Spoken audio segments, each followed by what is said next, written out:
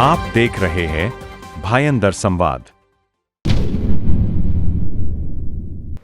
नमस्कार, आप देख रहे हैं भायंदर संवाद। मैं हूं साक्षी सेमवाल। इस बार महानगर पालिका चुनाव में भारतीय जनता पार्टी ने इस बार 70 पार का नारा दिया है और ये वादा किया है कि इस बार के चुनाव में वो 70 पार सीटें जरूर लेकर आएंगे। और ऐसा हो भी क्यों नहीं, क्योंकि हाल ही में भारतीय जनता पार्टी का जो मीरा भाईंदर में लोकप्रियता बढ़ी है वो कहीं ना कहीं युवाओं को लेकर, मीरा भाईंदर की जनता को लेकर खास जो है उसमें रुझान हमें देखने को मिला है।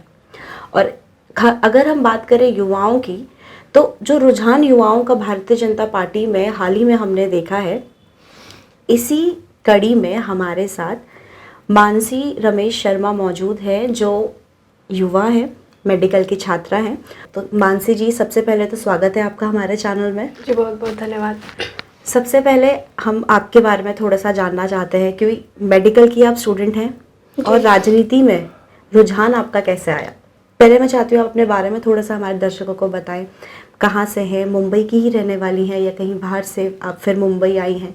कुछ पूरा मतलब डिटेल आपके बारे में हम जानना चाहेंगे। जी, मेरा नाम मानसी रमेश शर्मा है। मुंबई में मैं भाईंदर वेस्ट में जेएमबी नगर 2 में रहती हूँ। अच्छा, मेडिकल फील्ड से आप हैं, तो मेडिकल से राजनीति में कैसे झुकाव आया, कैसे इंटरेस्ट आया? जी, मैंने पहले तो ऐसे कभी सोचा नहीं था कि मैं कोई पार्टी ज्वाइन करूँगी या फिर मैं राजनीति में आऊँगी। पर मैं शुरू से सोचती थी कि मुझे सोशल वर्किंग करनी है, मुझे लोगों की सेवा करनी है। इसी वजह से मैंने मेडिकल फील्ड भी चुना। तो मैंने मेरा बीएससी नर्सिंग कंप्लीट किया। पहले तो मैंने 10वीं 12वीं के बाद मैंने प्लेन बीएससी में एडमिशन लिया था अभिनव कॉलेज भाईंदर ईस्ट में। फिर वो कंप्लीट करने के बाद मैंने बीएससी नर्सिंग किया। तो फिर मेरे पिताजी से ऐसी मेरी किसी भी टॉपिक पे बात होती रहती है, तो उनको मैंने बताया कि मुझे लोगों से जुड़ना है, लोगों की सेवा करनी है। तो फिर मेरे पिताजी ने बोला कि तुम अगर लोगों की सेवा करना चाहती हो, लोगों के बीच उतरना चाहती हो, तो क्यों नहीं तुम पार्टी ज्वाइन कर लो। तो उससे तुम और अच्छे से लोगों से कनेक्ट कर पाओगी, बात कर पाओगी और उनकी समस्या का समाधान कर पाओगी। और चाहे मेडिकल फील्ड हो या फिर राजनीति हो, दोनों तरीके से ही समाज का भला ही होता है, समाज के लिए ही काम किया जाता है। तो इसलिए मैंने सोचा कि मुझे पार्टी ज्वाइन करनी चाहिए। अच्छा, जैसे आपने बताया कि आपको समाज सेवा में काफ़ी रुचि थी, तो समाज सेवा में आपकी रुचि थी, ऐसे में आपने सोचा कि मैं समाज सेवा को लेके और राजनीति में जो है आपने अभी कदम रखा है, इसकी प्रेरणा कहाँ से मिली? केवल पिताजी की बातों से आपको प्रभाव पड़ा या फिर आपने भी कुछ देखा समझा तब जाके आपको लगा कि नहीं, मुझे समाज सेवा के साथ साथ अगर मैं राजनीति का जो है सफ़र लेती हूँ तो काफ़ी मेरे को आसानी मिलेगी? इसकी प्रेरणा कहाँ से मिली? जी, प्रेरणा तो पहले मुझे मेरे पिताजी से ही मिली, क्योंकि बचपन से ही वो मुझे गाइड करते आए हैं हर एक चीज़ के लिए। और उसके बाद जब मैं बड़ी हुई, मैं न्यूज़ चैनल देखती थी फ़ोन में, सोशल मीडिया तो अब सबके पास है। तो मैं जब देखती थी तो मुझे प्रेरणा मिली जो अटल बिहारी वाजपेयी सर थे, उन्होंने 2 बार प्रधानमंत्री बने, उन्होंने जिस तरह से काम किया, फिर चाहे वो न्यूक्लियर टेस्ट हो या फिर पार्लियामेंट अटैक हुआ था उस पे हो, फिर रूरल डेवलपमेंट के लिए जो काम थी, जो सारी चीज़ें थी वो मुझे बहुत अच्छी लगी उनकी। और उसके बाद 2014 में हमारे श्री प्रधानमंत्री जी श्री नरेंद्र मोदी जी आए। उन्होंने जिस तरह से डेवलप किया इंडिया को, वो हम सबको पता है, हम सब पूरी इंडिया उनको प्यार करती है, चाहती है। फिर उसके बाद महाराष्ट्र में हमारे जो मुख्यमंत्री हैं श्री देवेंद्र फडणवीस जी, वो महाराष्ट्र के डेवलपमेंट के लिए जिस तरह से काम करते हैं, तो उनका काम भी मुझे अच्छा लगा। और अगर हम बात करें मीरा भाईंदर शहर की, तो हमारे आमदार हैं श्री नरेंद्र मेहता जी, वो जिस तरह से मीरा भाईंदर के डेवलपमेंट के लिए काम करते हैं, उनका काम मुझे बहुत ज़्यादा पसंद आया। लिटरली मुझे बहुत पसंद आया। मैं उनके जो कार्यक्रम होते हैं मैं उनको अटेंड करती हूँ। तो वो जो स्पीच देते हैं, वो स्पीच में वो सिर्फ जो मीरा भाईंदर के डेवलपमेंट के बारे में ही बात करते हैं, कैसे डेवलप करना है, मेट्रो हो, पानी हो, एजुकेशन हो, कोई भी पर्पज़ हो, जिस तरह से वो चीज़ों को हैंडल करते हैं, और सॉल्व भी करते हैं, लोगों से मिलते हैं, वो जनता दरबार रखते हैं ताकि पब्लिक से वो डायरेक्ट कनेक्ट हो सके और पब्लिक अपनी परेशानी डायरेक्ट रख सके। तो वो सारी चीज़ें मुझे बहुत प्रभावित करती है, तो इस वजह से वहाँ से मुझे प्रेरणा मिलती है। ओके, तो जैसे मेडिकल की आप स्टूडेंट रही हैं जी। और अभी आपने राजनीति जो है ज्वाइन की है, तो एज अ मेडिकल स्टूडेंट, क्योंकि आप एक लड़की भी हैं, तो आपको क्या लगता है कि किन किन तरीके की हमारे समाज में बदलाव होने चाहिए, और आपको अगर मौका मिलेगा तो आप वो बदलाव महिलाओं को लेके, क्योंकि आजकल हमने देखा है भले ही हम बहुत मतलब ये बोल सकते हैं हम आगे बढ़ चुके हैं, लेकिन कहीं ना कहीं अगर महिलाओं की बात आती है, मेडिकल को लेके बात आती है, तो कहीं ना कहीं मतलब वो चीज़ काफ़ी मतलब दुख दे, मतलब ये बोल सकते हैं कि बहुत पीड़ा देती है दिल को कि अरे महिलाओं की हेल्थ को लेके वो जागरूक नहीं है। तो जैसे आप मेडिकल की स्टूडेंट हैं और राजनीति में भी आप आ रही हैं, तो किस तरीके से महिलाओं के लिए बदलाव जो है आप चाहती है कि आप लेकर आएंगी? जी बिल्कुल, मेरा यही प्रयास रहेगा कि अगर मैं एक मेडिकल फील्ड से हूँ तो मेरा टारगेट औरतें और बच्चे फर्स्ट प्रायोरिटी रहेगी कि इनका हेल्थ बहुत ज़्यादा स्वस्थ रहे, क्योंकि अगर एक घर की स्त्री जो वुमन है अगर वो हेल्दी है तो बाकी पूरा परिवार बोलते हैं ना वो हेल्दी रहेगा। तो मैं यही चाहूँगी कि औरतें ज़्यादा हेल्दी रहे, स्वस्थ रहे, और उसके बाद बच्चे, फिर जो हमारे बुज़ुर्ग हैं उनके पे भी ध्यान देना ज़रूरी है। तो मैं सारी चीज़ों को हैंडल करना चाहूँगी और अच्छे से करना चाहूँगी। तो आप राजनीति में आई हैं तो उम्मीद रखते हैं कि आप महिलाओं को प्राथमिकता देंगी, और इस तरीके के जो इश्यूज हम सुनते हैं कहीं ना कहीं वो ग्राफ जो है, क्योंकि बहुत बड़ा इसका परसेंटेज है जहाँ पे महिलाओं को हेल्थ को लेके जो है लोग सीरियस नहीं हैं, और इस तरीके के इश्यूज, और हमने बहुत सारी न्यूज़ भी ऐसे सुनी है इस तरीके से आती है। तो उम्मीद करते हैं आप राजनीति में आई हैं, महिलाओं को लेके काफ़ी जो ग्राफ है वो नीचे जाएगा। जी बिल्कुल। और सब तरीके से हम ये बोल सकते हैं कि सब स्वस्थ रहेंगे। अच्छा, अब मैं जानना चाहूँगी कि आपने टाइम कैसे मैनेज किया, मतलब मेडिकल भी पढ़ाई कर रहे हो, कि मेरे को पता है मेडिकल की भी काफ़ी टफ पढ़ाई होती है जी। ऐसे में समाज सेवा में भी आपका रुझान है, राजनीति में भी रुझान है, और समझ कैसे, क्योंकि अक्सर देखा गया है जो युवा पीढ़ी रहती है वो इन सब जो सीरियस इश्यूज होते हैं इन पे ना ज़्यादा विचार करती है ना ज़्यादा बात करती है। तो आप में ये रुचि कैसे आई, और या किसी ने आपको कोई ऐसा है कि आपको देख के उसे नहीं मुझे प्रेरणा जो है इनसे मिली है और मुझे ये करना चाहिए, कुछ ऐसा था? जी, जब मैंने मेडिकल फील्ड में एडमिशन लिया तो सीरियसली मैंने ऐसा नहीं सोचा था कि मुझे कोई पार्टी के थ्रू या फिर राजनीति के थ्रू लोगों की हेल्प करनी है। जैसा कि मैंने बताया कि मेरे पापा मुझे गाइड करते हैं, मुझे बताया, फिर मैंने बताया कि आपको पहले भी कि मैं कम्युनिटी पोस्टिंग में जाती थी, तो वहाँ पे ना मैं लोगों को गाइड करती थी। हमारा ग्रुप होता था, वहाँ के बच्चों को क्या खाने के लिए पौष्टिक चीज़ें क्या है, वहाँ की औरतों के लिए जो यंग है उनके लिए, और हमारे जो बुज़ुर्ग हैं उनके लिए। तो मेरे मन में ऐसा ख्याल आया कि मैं क्यों नहीं अपने क्षेत्र में ये सारी चीज़ें कर सकती हूँ, वहाँ के लोगों को जागरूक क्यों नहीं कर सकती हूँ। तो एक वहाँ से भी मुझे प्रेरणा मिली कि मैं अपने लोगों के लिए करूँ, जहाँ पे मैं रहती हूँ वहाँ के लोगों के लिए करूँ, उनकी सेवा करूँ, उनके हेल्थ पे ध्यान दूँ, उनके प्रोग्रेस पे ध्यान दूँ, उनके बच्चों के स्टडी और डेवलपमेंट पे ध्यान दूँ। और प्रेरणा मुझे श्री नरेंद्र मेहता जी से भी मिली, जिस तरह से लोगों की हेल्प करते हैं, जैसे वो सिटी के लिए काम करते हैं, तो मुझे वहाँ से भी प्रेरणा मिली, मेरे पिताजी से भी प्रेरणा मिली। तो मैंने इस वजह से मैंने पार्टी को ज्वाइन किया कि यहाँ से मैं ज़्यादा लोगों से कनेक्ट हो सकती हूँ, लोगों के बीच उतर के उनकी प्रॉब्लम सुन सकती हूँ, उनके बीच रह के उनसे बातें करके मैं उसको सॉल्व कर सकती हूँ। जी, इसलिए। ठीक है, अब मैं आपसे पूछना चाहूँगी और मैं ये जानना भी चाहूँगी कि आपके अनुसार जो युवा है आज का उसे राजनीति में कितनी भागीदारी अपनी देनी चाहिए, क्योंकि हमारे देश को मैं फिर से कहूँगी युवा देश कहते हैं। जी, तो जो युवा है, अगर ये बोल सकते हैं 70% यूथ अगर हमारा आज के डेट में पॉलिटिक्स में इंटरेस्ट लेके कुछ करता है, तो उसमें आपको क्या लगता है कि क्या हमारा जो कंडीशन है वो रहेगी, और उनकी इन्वॉल्वमेंट कैसे होनी चाहिए राजनीति में?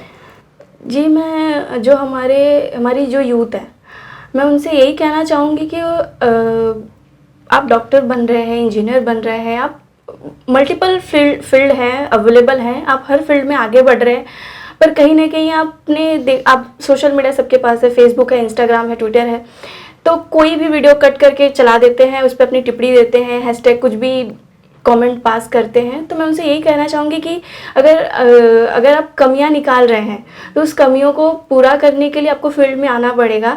कहते हैं कि अगर घर गंदा है तो साफ सफाई हमें ही करनी पड़ेगी, तो देश हमारा है।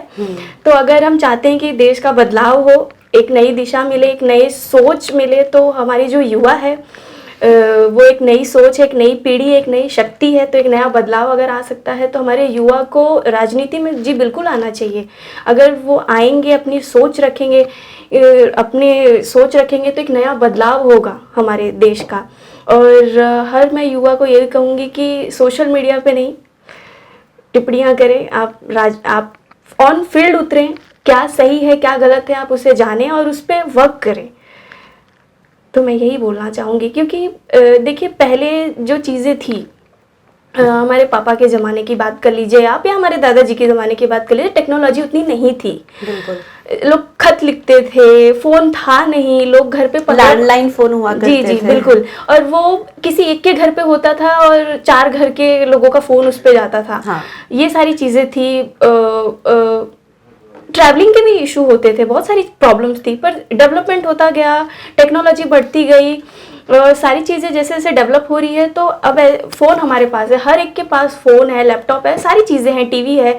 तो आप एक छोटा सा भी मैसेज करते हैं तो हजारों की संख्या में वो जो है लोगों के चला पास जाता है, ट्रोल हो जाता है। जी, आप एक छोटा सा वीडियो बनाएंगे, वायरल हो सकता है, तो होता भी है। आप एक छोटा सा न्यूज़ लिखेंगे, टीवीओं पे चल जाता है। तो आप उसका मिसयूज ना करके आप उसका सही यूज करें, इस्तेमाल। जी, ये बहुत सही बात आपने बोली है कि टेक्नोलॉजी का हमें अगर फायदा मिला है तो उसका उपयोग हमें ऐसा करना चाहिए कि हमें फायदा हो, समाज को फायदा हो, देश को फायदा हो। ये बहुत सही विचार है आपका, विचारधारा आपकी बहुत सही है। मैं सोचती हूँ अगर हर युवा की ऐसी विचारधारा हो कि हमें टेक्नोलॉजी का सही तरीके से इस्तेमाल करना चाहिए, जो हमारे लिए, हमारे देश के लिए बेनिफिट रहेगा, तो फिर आज हमारा देश जो अभी धीरे धीरे तरक्की कर रहा है वो एकदम से जो है ग्रो करेगा।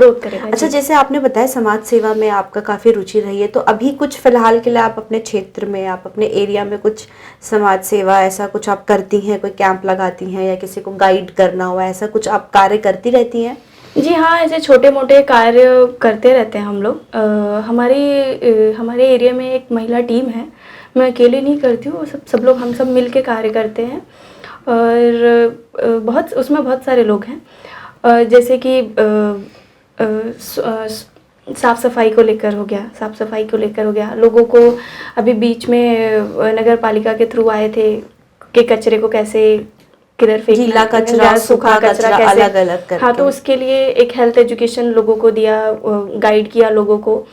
और बाकी जो भी छोटी मोटी समस्याएं होती है वो हम सॉल्व करते रहते हैं। और मेरे पास तो बच्चे आते हैं अभी। अच्छा। मैं आपको, हाँ, मैं बताऊँ, छोटी छोटी बच्चियाँ आती हैं। हाँ। कि दीदी हमें बताइए कि हमें आगे क्या करना है, कैसे पढ़ना है, आप एक क्लासेस क्यों नहीं खोल लेती हैं, आप अच्छे से बात करती है, अच्छे से गाइड करती है। तो मेरा टारगेट ही वही है कि अगर हम पढ़े लिखे हैं तो हमारा जो यूथ है, हमारा जो आगे वाला जनरेशन है, वो अच्छे से ग्रो करे। तो बच्चों को गाइड करना, बताना, पहले से ही उनको पता रहेगा। हाँ। कि उनको किस दिशा में जाना है, तो वो काफी मतलब सही रहेगा ना। जी। और फिर जब आपकी सोच बदलती है तो आप अपनी सोच को लोगों तक भी लाते हैं, तो उससे एक समाज में भी बदलाव होता है। तो मेरे हिसाब से एजुकेशन और हेल्थ दोनों इम्पोर्टेंट पॉइंट है आपके लिए। जी, बहुत आगे चल के आप इस पे जो है जी काम करेंगे। मैं वही पूछना चाह रही थी आपसे कि आपका जो करियर है, जो आपने सोचा है, मेडिकल और समाज सेवा आप कर रही हैं, दोनों को अगर सपोज आप आगे मेडिकल भी परस्यू करती हैं और साथ ही साथ राजनीति में भी आप आगे चलती हैं, तो दोनों को बैलेंस कैसे करेंगी? जी देखिए, थोड़ा टफ होगा, क्योंकि ये एक नया पड़ाव है, एक नई दिशा है मेरे लिए। और मैं कोई पॉलिटिकल बैकग्राउंड से भी नहीं बिलोंग करती हूँ, मेरे पापा रिपोर्टर हैं, तो मेरे लिए थोड़ा चैलेंजिंग रहेगा, पर मैं मैनेज कर लूँगी। और रही बात मेडिकल फील्ड की, तो मैं अभी आगे अपनी स्टडी कंटिन्यू करूँगी। अभी मैंने बैचलर्स किया है, अभी मुझे मास्टर्स करना है स्पेशलाइजेशन में। मास्टर्स करने के बाद कुछ डिप्लोमास होते हैं जो स्किल इम्प्रूवमेंट में हेल्प करते हैं, तो वो सब सारी चीज़ें मेरी कंटिन्यू रहेंगी। बट मैं राजनीति में भी रहूँगी, मैं लोगों के साथ रहूँगी, लोगों के लिए काम करूँगी, तो मैं दोनों को बैलेंस करने का प्रयास करूँगी।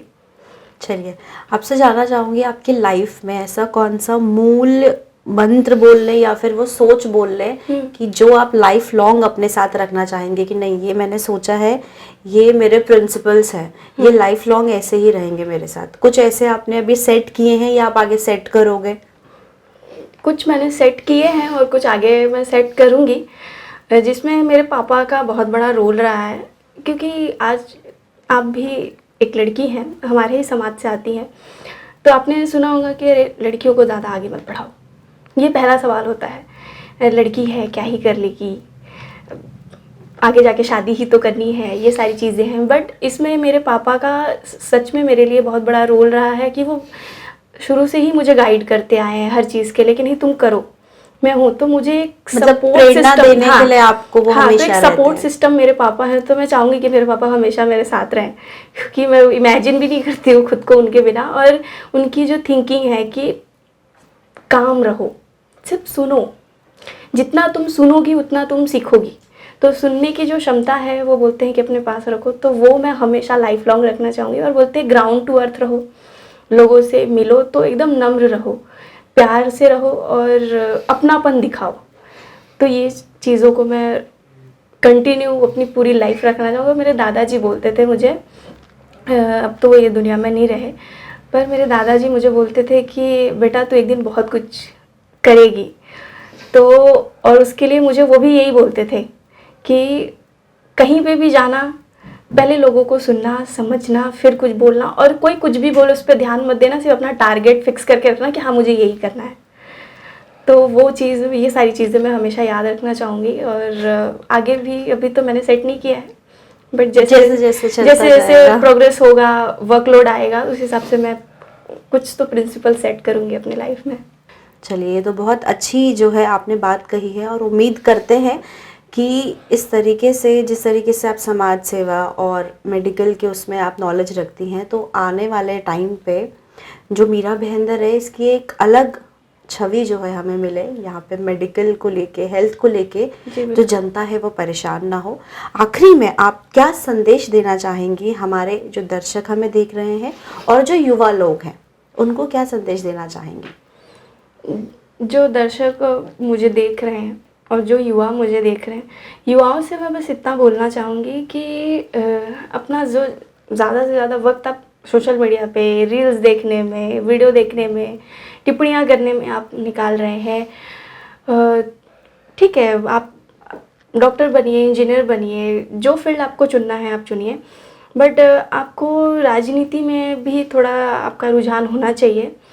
अगर आप राजनीति में नहीं भी आते हैं तो आप नॉर्मली भी आके पब्लिक की सेवा कर सकते हैं। ऐसा नहीं है कि आप नहीं कर सकते, आप कर सकते हैं, बट गलत क्या है, सही क्या है, बिना जाने आप टिप्पणियां करने से अच्छा है कि आप सोसाइटी में उतरिए, समाज में उतरिए, लोगों से बात करिए, लोगों के लिए काम करिए, और क्या सही है क्या गलत है वो जानिए, फिर आप अपनी राय दीजिए, क्योंकि आपकी एक राय से, आपकी एक सोच से बहुत कुछ बदल भी सकता है और बहुत कुछ बर्बाद भी हो सकता है।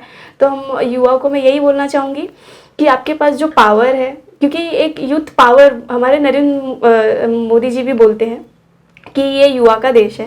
बिल्कुल जी, और युवा चाहे तो बहुत बड़ा बदलाव कर सकता है। तो सच में आप उतरो, अपनी पावर को दिखाओ कि हाँ भाई हम बदल सकते हैं, हम शक्ति हैं, एक बदलाव है, एक नई सोच है। अगर आप उस चीज़ से, अपनी एक नई सोच से उतरते हैं तो डेफिनेटली आप बदलाव कर सकते हैं। तो आप करिए, तो आप इग्नोर ना करें, काम करें। मतलब समस्या अगर है तो समस्या का पार्ट बन के हाँ, सोल्यूशन प्रोवाइड करें। हाँ, सफाई करनी है ना तो उतरना पड़ेगा, झाड़ू लगाना पड़ेगा, झाड़ू को हाथ में लेना पड़ेगा, पोछा भी लेना पड़ेगा, खुद करना पड़ेगा, तब जाके साफ सफाई होगी। सिर्फ दूर से बोलेंगे साफ कर दो तो थोड़ी होगा। बिल्कुल बिल्कुल, ये बहुत सही आपने मानसी जी बोला है, और बहुत बहुत शुक्रिया आपका समय निकाल के हमसे बात करने के लिए।